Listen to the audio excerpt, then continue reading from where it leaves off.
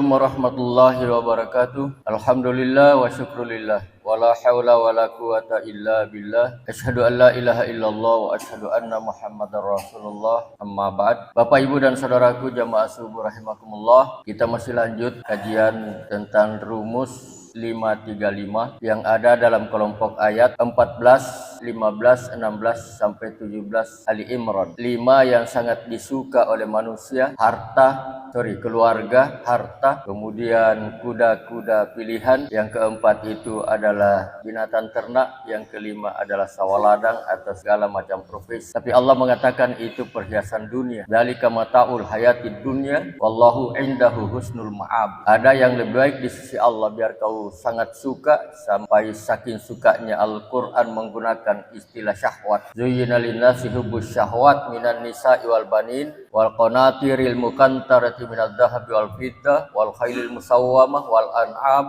wal harth. 3 yang lebih baik di sisi Allah itu, yang pertama jannatun tajri min tahtihal anhar khalidina fiha, surga yang mengalir di bawahnya sungai-sungai, ini istilah Al-Quran. Yang kedua azwajum mutahharah, keluarga yang disucikan. Yang ketiga waridwanun minallah, keridaan Allah. Itu yang lebih baik, yang 3 itu. Tapi karena ini naluri manusiawi alami, cintanya, sukanya manusia kepada yang 5 sebelumnya, maka tidak sembarang orang mampu memilih yang 3 jika bersamaan hadirnya dengan yang 5. Ada beberapa kualitas manusia, kualitas insan yang harus dipenuhi oleh manusia agar bisa memilih yang 3 jika berhadapan dengan yang 5.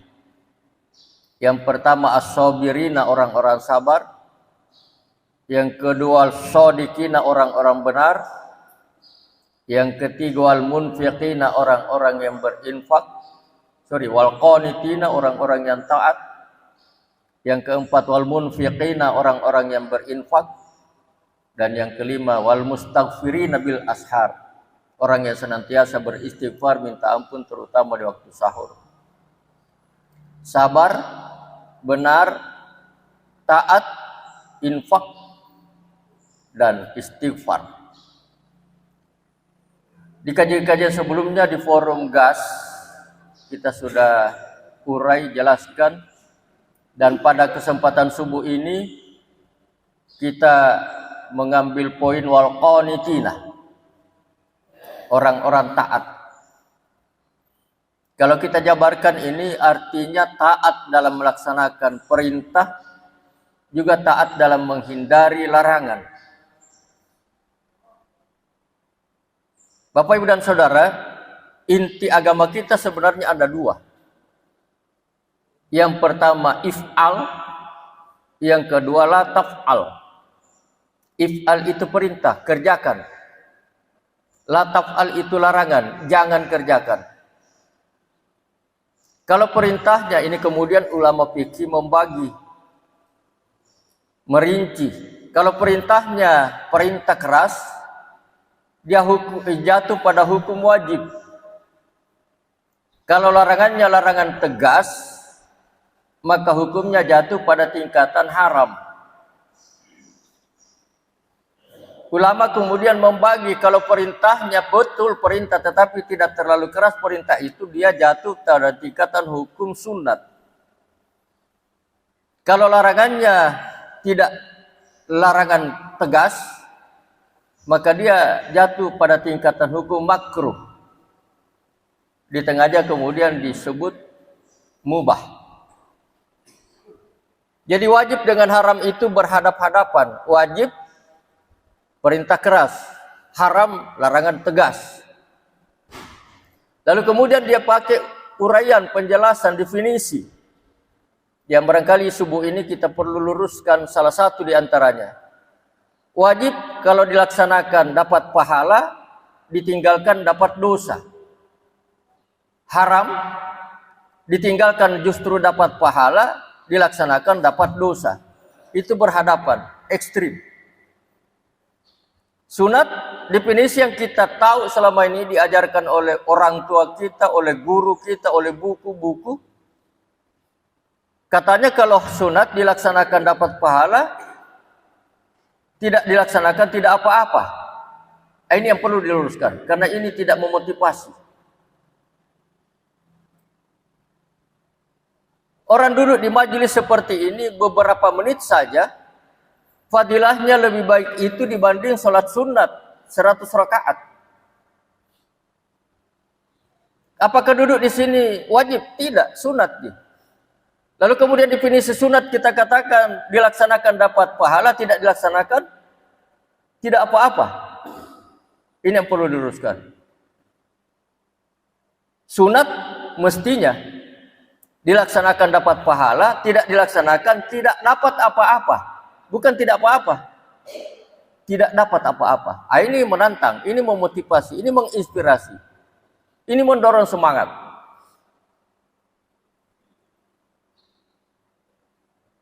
Yang mubah, yang makruh sudah jelas. Karena larangannya tidak terlalu keras, maka dilaksanakan. Dilaksanakan tidak apa-apa, kemudian ditinggalkan dapat pahala. Di tengah-tengahnya mubah. Bapak Ibu dan Saudara, kembali kepada definisi taat yang kemudian dibagi menjadi 5 dalam hukum fikih. Perintah atau larangan. Ada satu upaya yang harus kita lakukan semaksimal mungkin, seoptimal mungkin dengan keyakinan yang sangat mendasar. Bahwa kalau perintah itu datangnya dari Allah, dari agama kita, dari Rasulullah, yakinlah seyakin-yakinnya. Bahwa kalau dilaksanakan itu akan mendatangkan manfaat. Ini yang perlu ditanamkan sedalam-dalamnya. Bahwa kalau perintah itu dari Allah, dari agama, dari Rasulullah, yakinlah seyakin-yakinnya kalau dilaksanakan akan mendapatkan manfaat. Apakah manfaat itu untuk dirinya? Apakah manfaat itu untuk keluarganya? Apakah manfaat itu untuk umatnya? Apakah manfaat itu untuk warga, masyarakat? Tapi yakinlah. Apakah manfaat itu langsung diterima saat itu juga? Atau nanti besok lusa? Atau nanti di hari kiamat? Ini persoalan yang sangat fundamental di dalam menjelaskan definisi itu. Bahwa perintah jika datangnya dari agama, dari Rasulullah, dari Allah apalagi, ya, yakinlah seyakin-yakinnya jika dilaksanakan mendatangkan manfaat. Jika ditinggalkan dapat mudarat. Sebaliknya yang haram harus juga diyakini seyakin-yakinnya kalau dilaksanakan pasti akan mendatangkan mudarat. Kerugian, kerusakan. Apakah itu akan menimpa dirinya pribadi atau akan menimpa keluarganya, apakah menimpa umatnya, apakah menimpa jamaahnya, menimpa agamanya? Tapi yakinlah semakin jika kedua larangan itu dilakukan yang haram, maka dia akan mendatangkan mudarat. Apakah mudarat itu dirasakan langsung seketika, atau nanti besok lusa, atau nanti di hari kiamat, di hari akhirat? Begitu Bapak dan Saudara menjelaskan merinci teknis operasionalnya if'al aula taf'al. Kita ini manusia Bapak dan Saudara sesungguhnya punya naluri. Karena seluruh manusia di alam arwah pernah melakukan perjanjian ketuhanan, ahdullah. Ini diabadikan di dalam surah Al-A'raf ayat 172. Dan ingatlah ketika Allah mengambil sumpahmu, mengambil sumpah setiamu, janji sucimu, seraya Allah bertanya, alastu birabbikum? Bukankah aku ini Tuhan? Seluruh arwah manusia ketika itu menjawab dengan jawaban yang seragam, bala syahidna. Betul ya Allah, engkaulah Tuhan kami. Kami telah menjadi saksi. Itu di alam arwah. Yang dalam beberapa penjelasan agama saya kemudian mengambil pelajaran bahwa ini diungkap oleh Allah, terjadi peristiwa ini di alam arwah ketika jasmani manusia sudah sempurna dalam durasi waktu 120 hari. Medis mengatakan 4 bulan. Hadis mengatakan 3 kali 40 hari. Tapi sama di hasilnya sama-sama 120 hari. Nah, di hari ke-121 Allah sudah meniupkan roh karena jasmaninya sudah sempurna. Seluruh anggota tubuh sudah sempurna. Maka Allah kemudian mengambil sumpah setianya setelah meniupkan roh ke dalamnya, kemudian sudah mulai goyang itu janin dalam kandungan ibu. Alastu birabbikum, bukankah aku ini Tuhanmu? Seluruh arwah manusia ketika itu menjawab dengan jawaban seragam, bala syahidna. Siapapun dia, apapun agamanya setelah dia lahir ke dunia ini. Jadi manusia itu punya naluri beragama tauhid sesungguhnya, karena seluruhnya menurut konsep keyakinan agama kita dialami peristiwa ini di alam arwah seluruh manusia. Sekali lagi, apapun agamanya setelah di dunia ini menjadi balik. Hadis mengatakan kullu mauludin yuladu alal fitrah. Dari sini seluruh manusia lahir dalam keadaan fitrah. Kenapa? Karena masih Abdullah yang dia bawa keluar. Lahir dalam keadaan fitrah. Tapi orang tuanya lah, keluarganya lah, lingkungannya lah yang menyebabkan dia menjadi Majusi, Nasrani atau Yahudi atau agama lain. Karena dalam proses pencarian ketuhanan inilah banyak yang kemudian salah. Banyak yang kemudian tersesat. Sampai ada yang bertuhan pada api. Sampai ada yang bertuhan pada sapi. Sampai ada yang bertuhan pada gunung. Sampai ada yang bertuhan pada laut. Sampai ada yang bertuhan pada Trinitas, Tritunggal, Siddhartha, Buddha, Gautama. Dan lain-lain. Yang kemudian melahirkan salam. Salam kebajikan, nama budaya. Santi-santi om. Apa lagi? Rahayu. Maafkan saya Pak Ibu. Saya tidak pernah pakai itu. Karena saya terlanjur tahu ilmunya. Bahwa itu berhubungan dengan akidah mereka. Ketika kita ikut-ikutan dengan alasan toleransi. Sesungguhnya sudah bertentangan dengan konsep la ilaha illallah. Jangan dengan alasan toleransi. Lalu kemudian kita pakai itu. Saya waktu masih pejabat juga nggak pernah pakai dengan alasan toleransi, enggak. Karena toleransi itu intinya, substansinya membiarkan, bukan ikut-ikutan. Tapi banyak tong yang mengatakan, nah ini toleransi, nggak apa-apa Ji, ucapan Ji. Nah memang ucapan Ji. Saya terima nikahnya Anu binti Anu, dengan mahar sekian tuh nikah nol, itu ucapan Ji. Tapi yang halal jadi haram, yang haram jadi halal. Nah ucapan Ji. Nggak bila disederhanakan. Karena ketika kita toleransi dalam persoalan akidah dan ibadah, mohon maaf. Ini bukan lagi toleransi. Ini talbisul haqqa bil batil. Begitu Bapak dan Saudaraku, jamaah rahimakumullah. Dalam proses pencarian ketuhanan inilah banyak orang yang tersesat jalan. Jangankan kita manusia biasa. Tadi malam ada takziah sederhana, saya ungkap ini. Nabi Ibrahim pernah hampir tersesat jalan, Pak. Ibrahim awal sebelum dapat hidayah ya. Ibrahim kemudian suatu ketika terheran-heran, terkagum-kagum pada bintang. Oh barangkali ini Tuhanku. Ini dia berikan dalam Al-Quran. Hadza Rabbi. Tapi ketika bintang hilang, dia katakan, saya tidak mau bertuhan pada yang bisa ada, bisa tidak ada, sama aja kita. Malam kedua dia terkagum, terheran-heran, terkagum pada bulan. Hadza Rabbi, laku amusya, hadza Rabbi. Ini Tuhanku.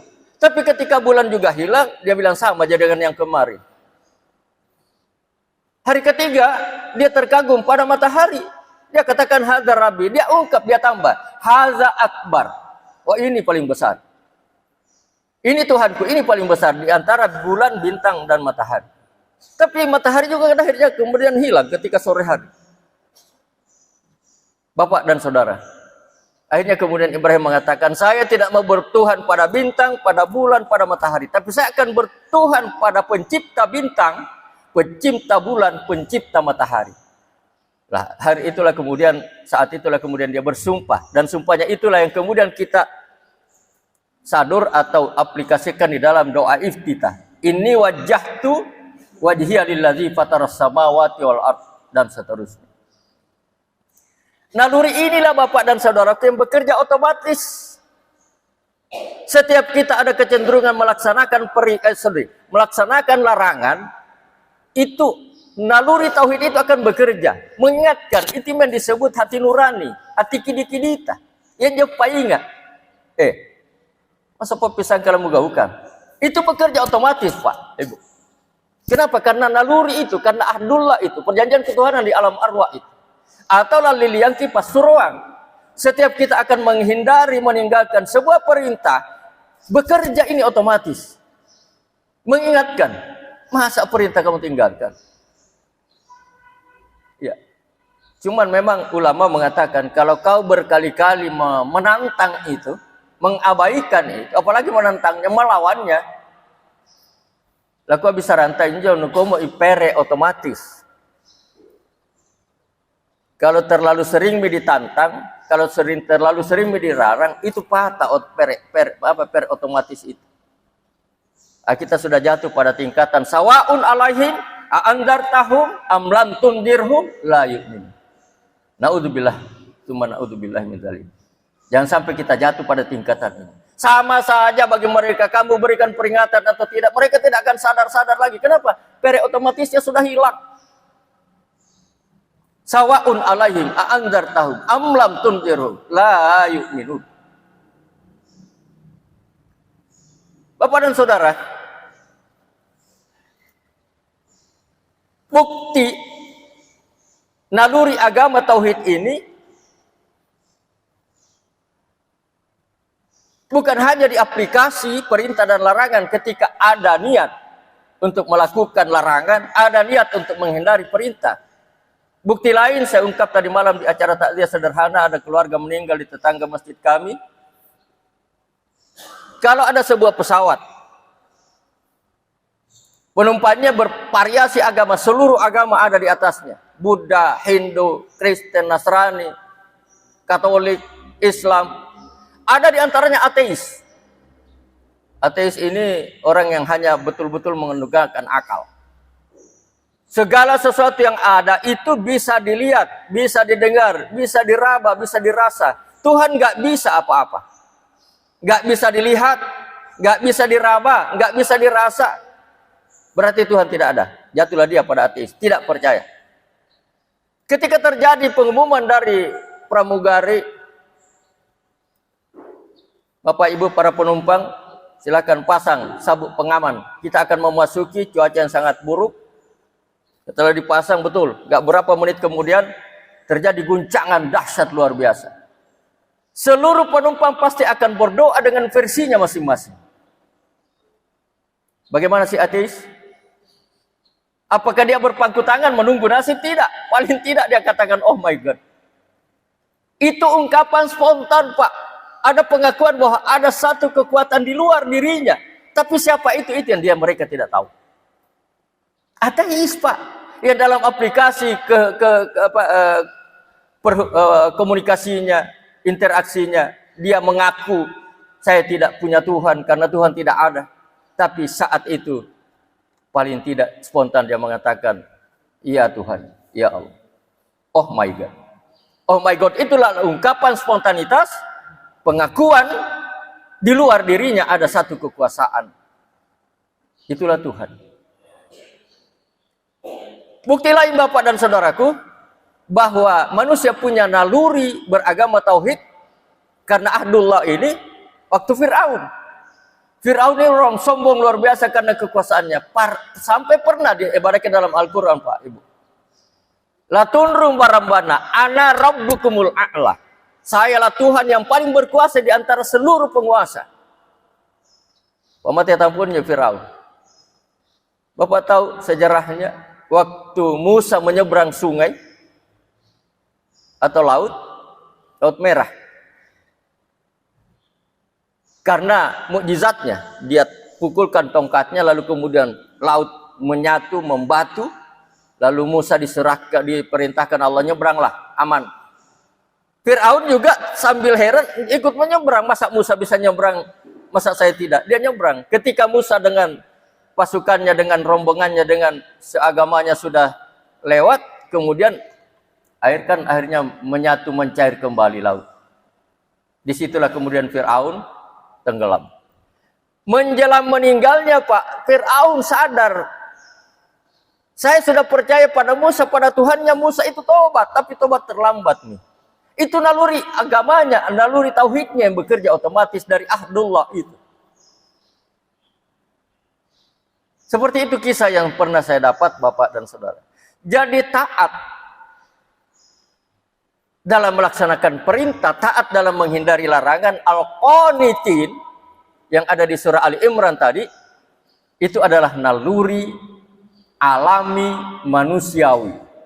Tinggal kita mau nggak mengikuti perintah hati nurani kita yang masih hanif, yang juga diungkap di dalam di dalam doa iftitah. Wajjahtu wajhiya lillazi fataras samawati wal arda hanifan. Itu hati nurani yang belum terkontaminasi dengan pengaruh-pengaruh alam, pengaruh-pengaruh budaya. Bapak dan saudaraku jamaah rahimakumullah, ini tambahan penjelasan berkaitan dengan 5 kualitas insan, kualitas manusia. As-sabirina sudah kita jelaskan, was-sadiqina, wal-qanitina, wan munfikina yang keempat juga sudah kita ungkap, dan bahkan wal mustaghfirina bil ashar sudah kita uraikan justru di pertemuan pertama di masjidnya Pak Rizal de Mangiri kalau nggak salah ingat. Ini Bapak Ibu mudah-mudahan bisa menambah wawasan, menambah motivasi, terutama definisi sunat tadi. Dilaksanakan dapat pahala, tidak dilaksanakan bukan tidak apa-apa, tidak dapat apa-apa. Sadaqallahul azim, terima kasih, mohon maaf. 1 amplop, 1 kantong. Kantongnya ini beras, bukan sembako. Kalau sembako 9 bahan pokok, ini 1 aja. Nanti Pak Usman protes, katanya 9 ada 1. Sadaqallahul azim, terima kasih. Mari kita akhiri dan tutup untuk kita lanjutkan pada acara lain. Apakah salat sunat Isra dulu kalau waktu sudah masuk atau kopi morning dulu? Mari kita akhiri dan tutup dengan bersama-sama baca lafaz alhamdulillahirabbil alamin. Assalamualaikum warahmatullahi wabarakatuh.